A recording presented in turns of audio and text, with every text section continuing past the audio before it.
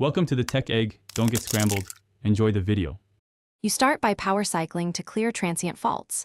Unplug the Virgin Media router and any connected modem for 30 seconds, then wait 60 before plugging back in.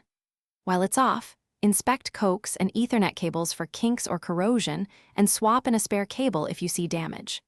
Note the status lights and any error codes now so you can compare once the device restarts.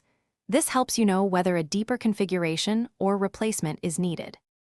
Next, you log into the router interface at 192, 168, 0, 1 or open the Virgin Hub app to read downstream/upstream signal levels and current firmware version.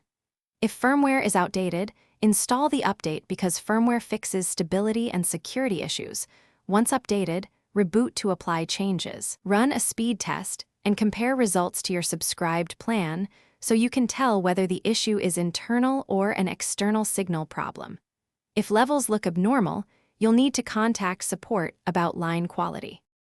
If issues persist, perform a factory reset using the pinhole button to restore default settings. You'll then reconfigure your Wi-Fi name and password and any custom settings. After reset, connect a laptop via Ethernet to test a direct wired connection. This isolates whether wireless or the router hardware is at fault.